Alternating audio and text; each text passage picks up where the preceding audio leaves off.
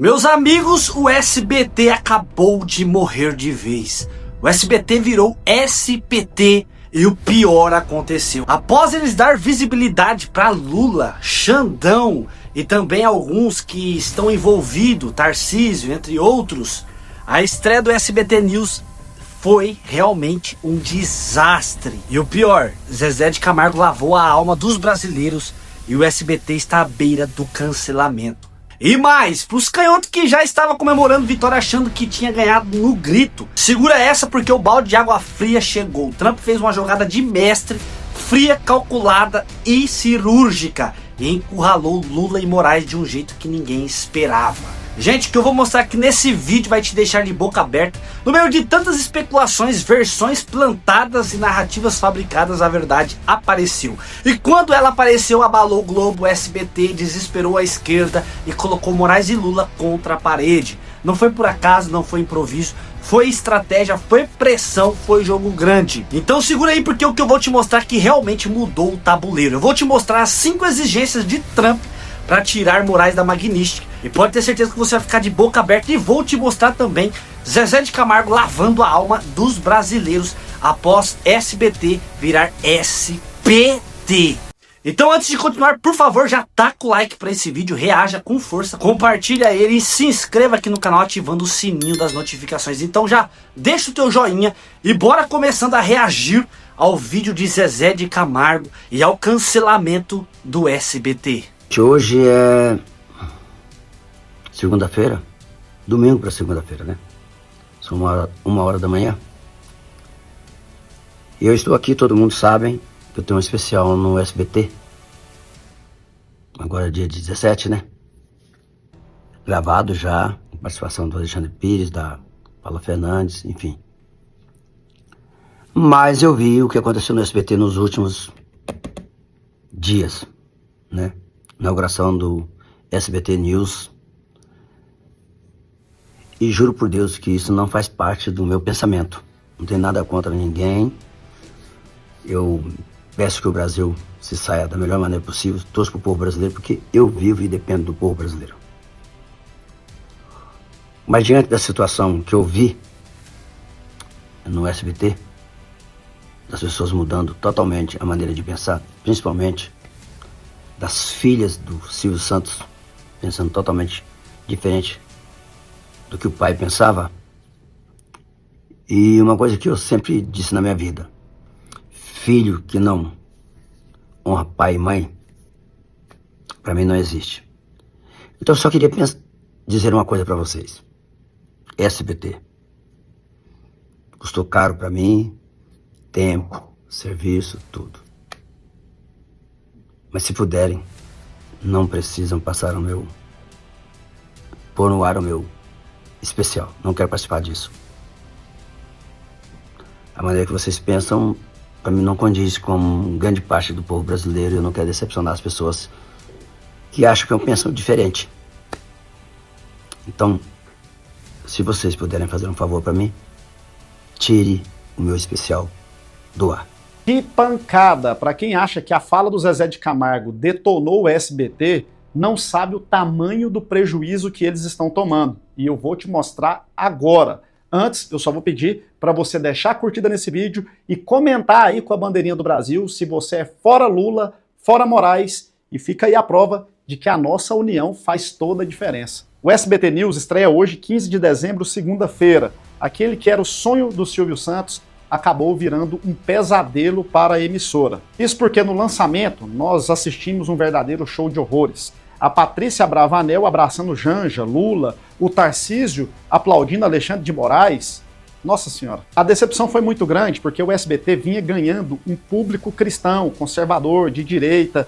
Muitas pessoas estavam aderindo à emissora. E a repercussão foi desastrosa para o SBT. Para você ter uma ideia, a Patrícia Abravanel ela está perdendo milhares de seguidores. Estão falando aí que ela perdeu até 1 milhão de seguidores. Teve que, inclusive, desativar os comentários da publicação. Mas o problema é que não é só seguidores, é o prejuízo financeiro que a emissora está tomando. Primeiro, credibilidade do SPT News. Virou SPT. Antes era SBT, né? Sistema Brasileiro de Televisão. Agora ficou o sistema continua, afinal eles estão alimentando o sistema, partido das trevas, ou seja, credibilidade zero. Perderam a credibilidade e vão perder bilhões de patrocínio. E, além de enterrar o SBT, conseguiram enterrar de quebra a candidatura do Tarcísio à presidência da República, porque, sinceramente, clima cordial com Lula, aplaudindo Alexandre de Moraes, criticando a Magnitsky, falando que é um absurdo.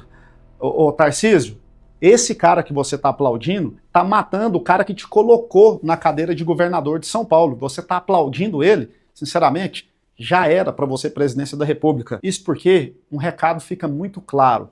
A população não está engolindo isso aqui. Eu comecei o vídeo com esse cara e vou terminar com ele porque tem o meu respeito. Para fechar, o Zezé de Camargo veio a público e simplesmente detonou o SBT, mandando inclusive retirar o especial de Natal que ele gravou. Merece o respeito, não merece?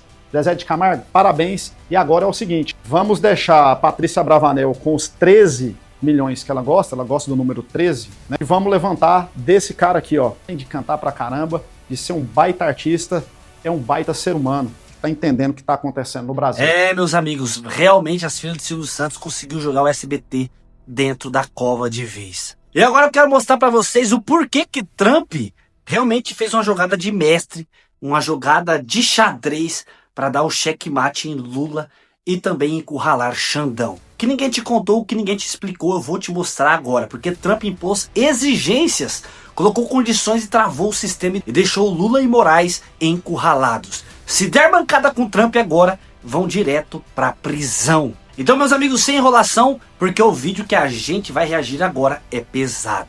O que você vai ver aqui não passou na Globo, não passou em jornais, e você vai entender porque esse assunto virou tabu em Brasília. Bora ver comigo esse vídeo. Trump acaba de retirar Alexandre de Moraes e sua esposa da Lei Magnitsky. A notícia caiu como uma bomba no Brasil. A imprensa militante comemorou como se fosse o fim do bolsonarismo. A Globo já está gritando, Trump recuou. Os porta-vozes do sistema estão em festa e muita gente de bem, patriota, está com o coração apertado. Mas calma, respira fundo e me escuta até o fim. O que estão te contando não é toda a história. Donald Trump não é um político comum. Ele é o maior negociador da história moderna. O homem que quebrou o sistema de Washington, enfrentou o globalismo, derrotou a máquina midiática e reconstruiu os Estados Unidos com base em soberania e estratégia. Você realmente acredita que esse mesmo Donald Trump, atual presidente da maior potência do planeta, teria recuado diante de Alexandre de Moraes por pura bondade? Você acredita que ele simplesmente teria perdoado o símbolo da censura no Brasil sem nada em troca? Claro que não. Trump não dá um passo sem cálculo. Cada gesto dele é planejado com precisão cirúrgica, e se ele decidiu tirar o nome de Moraes da Magnitsky, é porque já tinha a vitória garantida antes mesmo do anúncio. Essa retirada não é sinal de recuo, é sinal de controle. As exigências de Trump e o verdadeiro sentido dessa jogada que todos da imprensa não querem que você saiba. Vamos organizar os fatos para que tudo faça sentido. Porque quando a gente coloca as peças na ordem certa, a jogada de Donald Trump se revela com clareza. Tudo começa em julho de 2025. Trump, recém-retornado à presidência dos Estados Unidos, decide aplicar a Lei Magnitsky contra Alexandre de Moraes, sua esposa e o escritório de advocacia ligado a ela. A acusação era direta e dura: abuso de poder, perseguição política e censura institucionalizada no Brasil. Naquele momento, o mundo inteiro entendeu o recado. Trump estava dizendo a Moraes e a Lula: ou vocês respeitam a liberdade ou sentirão o peso econômico da maior potência do planeta. O impacto foi imediato. As contas de Moraes foram bloqueadas, sua esposa perdeu acesso a fundos internacionais, escritórios ligados ao casal tiveram contratos suspensos e, de repente, o Brasil inteiro sentiu o reflexo dessa pressão. Empresários, diplomatas e até membros do governo começaram a perceber que a postura autoritária de Moraes estava custando caro. O país via acordos comerciais com os Estados Unidos travarem da noite para o dia, e foi aí que o desespero começou. Em agosto, emissários do governo Lula e do próprio Moraes passaram a buscar pontes discretas com Washington. Nada oficial, tudo por baixo dos panos. Diplomatas, intermediários, advogados, todos tentando reverter a sanção que virou um símbolo de vergonha internacional. Mas Trump não é homem de ceder por pressão. Ele só negocia quando o adversário está de joelhos. Em setembro, a primeira mudança começou a aparecer. Perfis conservadores voltaram a respirar nas redes sociais. Alan dos Santos reapareceu, Rodrigo Constantino voltou a publicar, Paulo Figueiredo e Eduardo Bolsonaro passaram a falar abertamente sem bloqueios, e até canais de opinião que viviam sob censura voltaram a crescer. Coincidência? Claro que não. Foi o primeiro sinal de que Moraes começou a ceder. Poucas semanas depois, veio a segunda fase da Operação Silenciosa.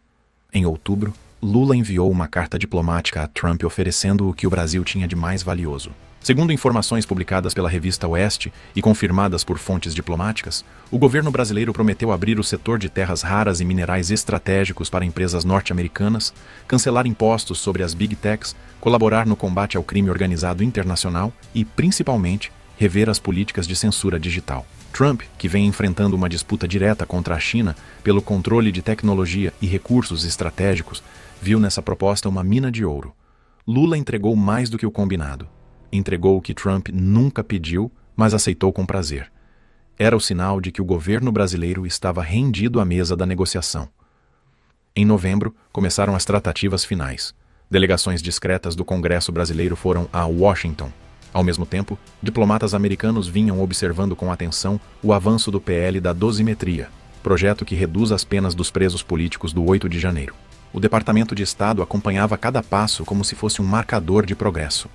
A censura diminuía, o Congresso se movia e Lula silenciosamente aceitava as condições. E então veio dezembro de 2025. Trump anuncia oficialmente a retirada de Moraes e sua esposa da Lei Magnitsky. Mas o detalhe que quase ninguém percebeu estava na nota oficial. O texto dizia que a decisão refletia avanços significativos do Brasil em matéria de liberdade e justiça política. Essa frase é o coração de tudo. Trump não retirou a sanção por simpatia.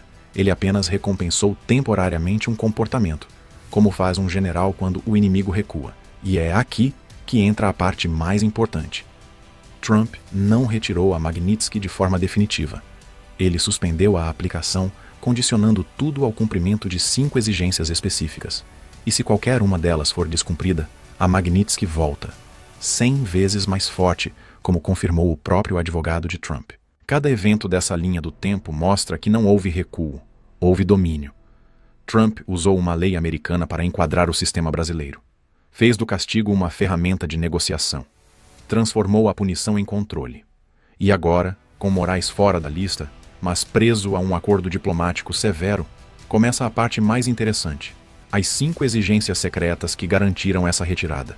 A decisão de Trump não foi um gesto de gentileza. Foi uma operação de controle diplomático. O maior negociador do planeta não retirou Moraes da Magnitsky porque quis perdoá-lo, mas porque quis amarrá-lo. E essa amarra tem nome, prazo e cláusulas claras.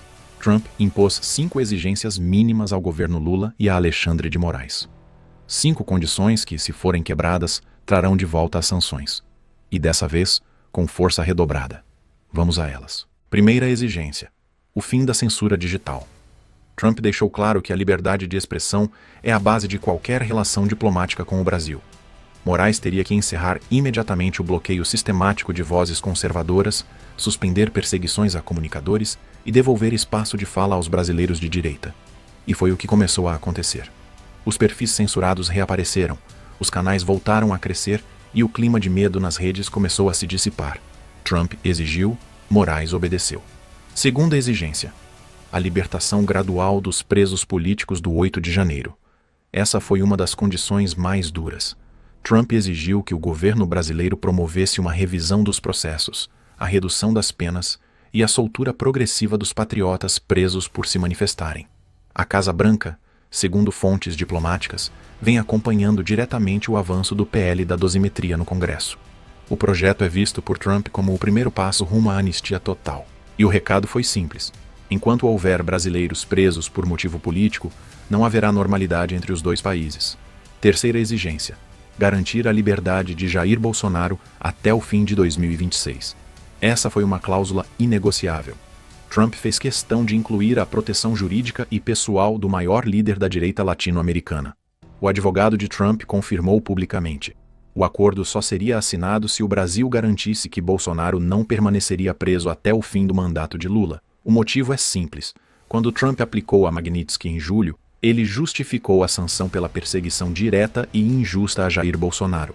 Ou seja, o caso Bolsonaro é o coração moral de toda essa negociação. E Trump não abre mão de ver seu aliado livre.